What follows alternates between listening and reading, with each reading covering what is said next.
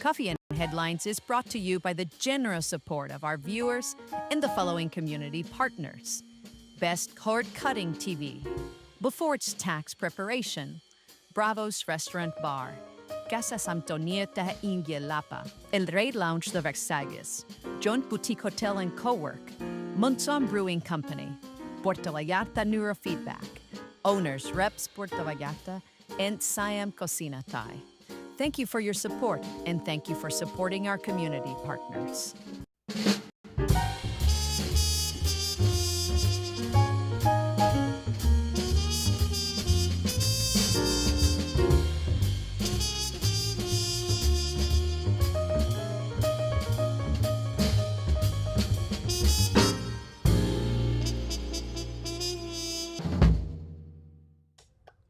It's Saturday. Can you believe it? It is Saturday. It's gorgeous out. The latest tropical storm didn't do anything that I can see. I'm just happy that the weekend is here. I hope you have a wonderful weekend planned for yourselves. I have a nice weekend planned for myself, so I'm excited. It is October 11th. The fall is here. Many of you are packing your bags, getting ready to return. Snowbirds. This is Coffee and Headlines, and it's a pleasure to see you today and every day. We have a lot of news to cover today, or maybe not, but we have important news to cover today. The Marigalante sank. And no, that's not what we want to start with. My bad. Ay, Dios mío. Hold on just a second. I can't wait to get my new box that allows me to, well, never mind. Let me just give you the news as they unfold. Bam, there you go. This was unexpected, completely unexpected. The Marigalante, a tourist boat that is one of Puerto Vallarta's main attractions, the one that heralded the nightly fireworks, the one that had the boom, boom, boom pirate shows, it sank hours yesterday afternoon. Hours earlier, it had its bilge pumps fail, causing internal flooding.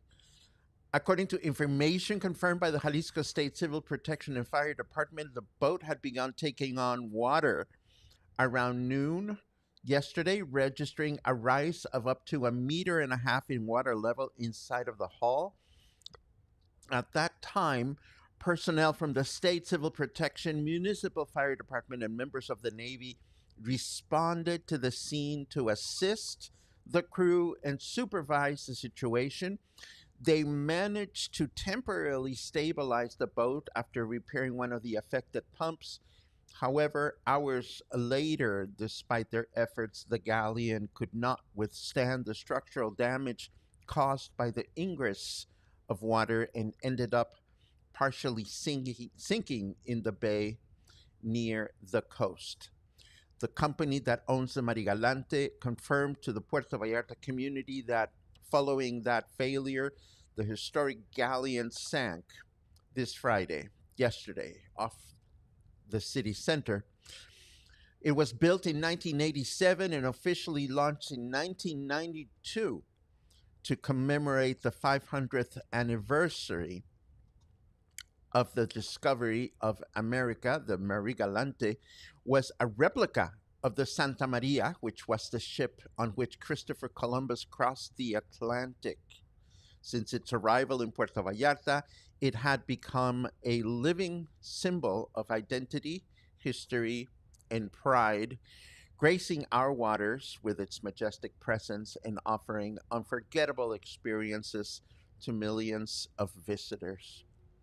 The municipality of Alvarado in the state of Veracruz, where the Marigalante was built, expressed its deepest sadness over the sinking of the vessel that for more than 3 decades was a symbol of history, pride, and tradition, as well as one of the most recognizable landmarks of Puerto Vallarta. In an official statement, the Constitutional City Council of Alvarado lamented the loss of the galleon, recalling that its construction was a collective achievement that united talent, craftsmanship, and love of the sea. And I quote from the statement: the Marigalante was not just a ship, it was a masterpiece built with the talent, effort, and heart of the hands of the people of Alvarado, led by the master craftsman Don Omar Camarero. The birth, the replica of the ship, commanded by Christopher Columbus, was built in the Alvarado shipyards, the birthplace of shipwrights, who for generations have created vessels with their own unique identity. And I have some photos to share, starting with these, looking at personnel from civil protection approaching the vessel. Fortunately, there were no tourists aboard. They had already been evacuated. And as I understand, the vessel was heading back to Puerto Vallarta for repairs. And we can see a bit of the chaos inside as it was happening. I have a couple of short videos that I picked up from social media that show just how serious things were getting inside as this was happening, with volunteers desperately trying to pump out water as it started accumulating inside of the vessel.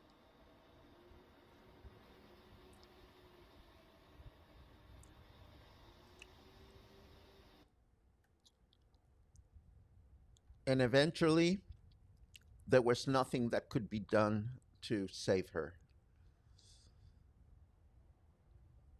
This is so sad and surreal to look at. I never went.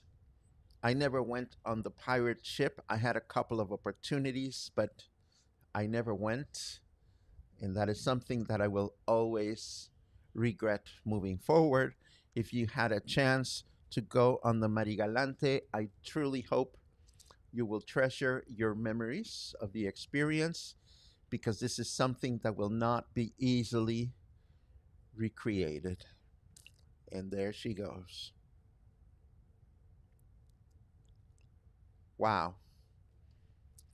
I don't know what to say, because it's just crazy that it's gone. But it is what it is. And I have other news to share. Let's take a look.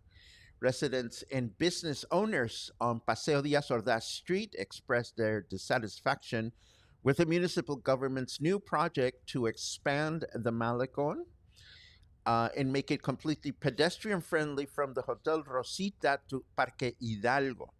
The business owners also expressed their dissatisfaction with the municipal government's new project, which aims to expand the Malecón and make it completely pedestrian friendly. And they're concerned about a possible decrease in their sales during the project's development, although they hope that the pilgrimages and end of year celebrations will help offset the economic losses. I can appreciate this, but at the same time, I can appreciate that things happen to improve. And hopefully, when this is all done, businesses will come to appreciate it. And I have good news next. And this photograph tells the whole story. You're looking at an aerial shot of Boca de Tomatlán.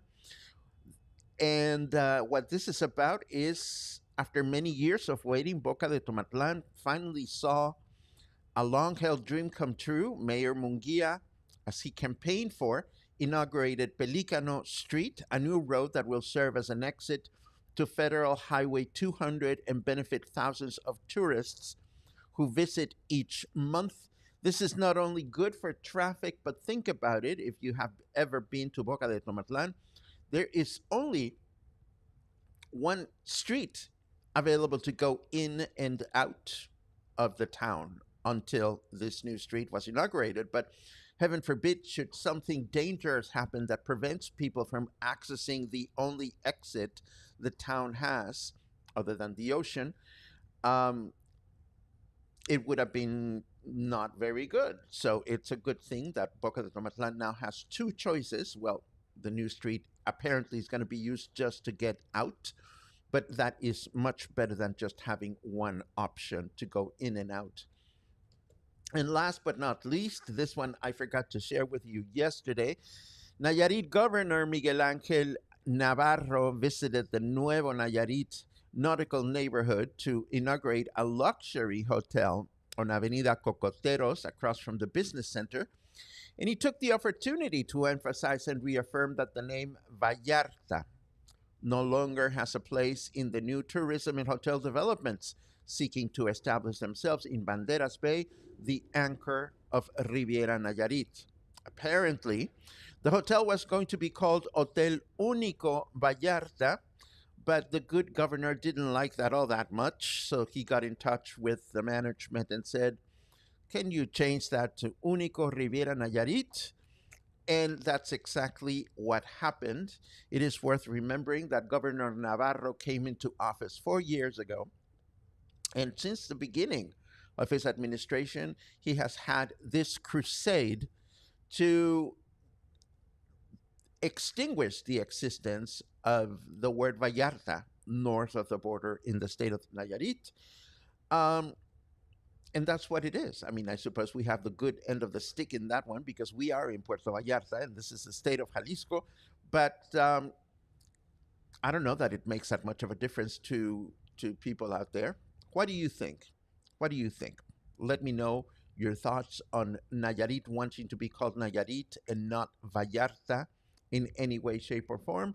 And we'll take a look at your comments in a second. Meanwhile, let's see what our weather forecast has in store for us today. Ooh, nasty. Want nicer weather? Make it worth my fucking while. That's what Carrot Weather has to say this morning. Snarky. It's 29 degrees out there. Humidity is at 76%. And our weather forecast for this morning says rain in the morning, which I don't believe, with thunderstorms in the afternoon. Chance of rain of 70%, high of 31, and a low of 24. Then tomorrow, Sunday, partly cloudy skies in the morning with rain in the afternoon. A chance of rain of 60%, 66%, a high of 31, and a low of 23. Then we begin the work week with light rain throughout the day, a chance of rain of 77%, a high of 31, and a low of 24. And moving right along, I do believe I have one more headline to share with you. And this has to do with turtle camps. The Boca de Tomatlán turtle camp urgently requests support, both in kind and financial, to rehabilitate its hatching pens, which were destroyed by the storm surge from Priscilla right at the peak of the nesting season. Despite the damage, the camp staff is working against the clock to ensure the survival of future hatchlings. And I have a beautiful quote here from them. They said, "Nature doesn't wait. Yesterday, the mother turtles emerged from the ocean to lay their eggs as usual, and we must rehabilitate the hatching pens as soon as possible." The organization stated on their social media. So we will be taking a look at this, and I will be sharing both this news item and also their Facebook page or website in the show notes to see if there is something that can be done. Let's take a look at your comments, but first let's take a look at this. The violin can sing, it can cry, it can soar higher than any other instrument. And when a composer gives it center stage, something extraordinary happens. The violin concerto isn't just music, it's drama, as gripping as opera, as passionate as any love story, a dialogue between one voice and an entire orchestra. On Thursday, November 6th, music storyteller Paco Ojeda invites you to Strings Attached, Essential Violin Concertos. From Vivaldi's fiery brilliance to Beethoven's nobility, Tchaikovsky's passion, and Barber's haunting beauty, this journey through 10 timeless masterpieces reveals why the violin concerto remains the ultimate showcase of virtuosity and emotion. 3 centuries of music, 10 unforgettable concertos, 1 unforgettable evening. Join us on Thursday, November 6th at 5 p.m. at the Joint Boutique Hotel and Co-work. Tickets are 300 pesos per person, available at the front desk. not that one. One music appreciation promo per broadcast, please. Okay, let's take a look at your comments. I see lots of good mornings. Thank you very much. Purum pim pum. You know, Deb, I didn't quite cry, but I was unexpectedly moved. I have been forlorn since yesterday about the Marigalante. I never went. I only saw it from the shore, but it is sad news. Truly sad. Let's see. Let's see.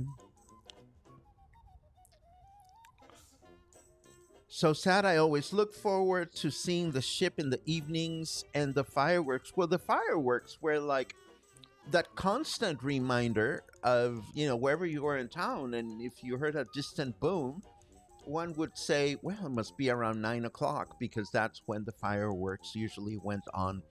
9 o'clock or 8 o'clock, I forget, but it's one of those things. Let's see what. Oh, yeah. Logan says, what a week, what a month, what a year it has been. And I see a birthday announced. I missed it. Whose birthday? Who had a birthday? Oh, my God. Who had a birthday? Do we do this?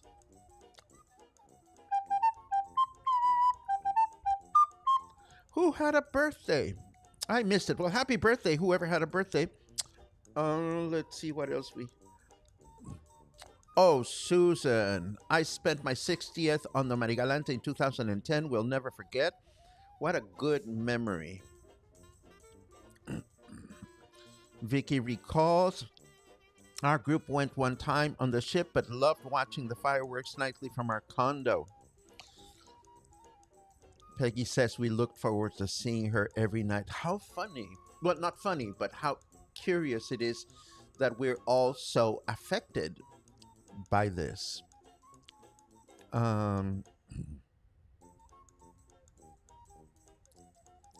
That's right. When we went to check out the new ferry a few weeks back, we were also able to get up close and watch the pirate crew preparing for their evening sail.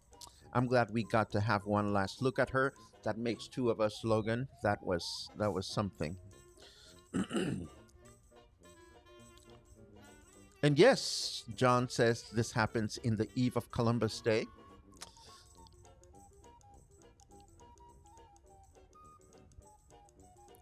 It certainly feels like the end of an era in so many ways, says Logan. Boom, boom, boom. Oh, press release from the pirate ship company says there is a sister ship that they will be bringing to Puerto Vallarta within 2 to 3 months to be based in Puerto Vallarta. That is good to know. Harold asks what is going to happen with the sunken ship. Will it be dredged up and rebuilt? I don't have an answer to that question, but somehow I doubt it. It's deep. It's deep out in the ocean. Let's see what else. More comments about Marigalante. Ay. Make Nayarit great again. Seriously, Logan. Deb says, the more they want to distance themselves from Vallarta, the less my desire to visit. Let me latch onto this one for a second, Deb. I will be the first person to say that Nuevo Vallarta or Nuevo Nayarit is not for me.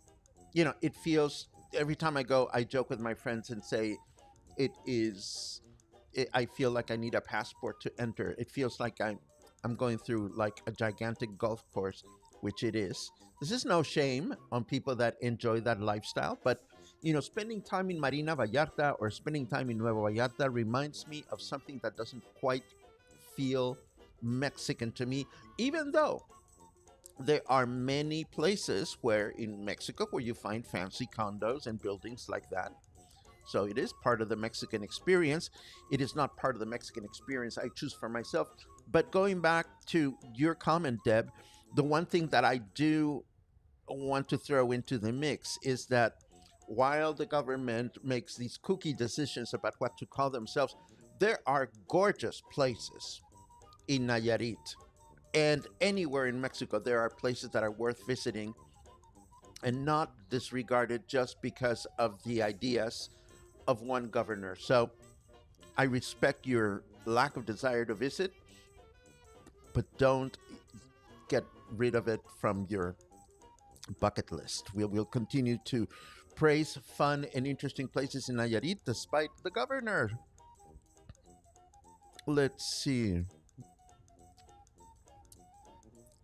what else we have. There's a queue.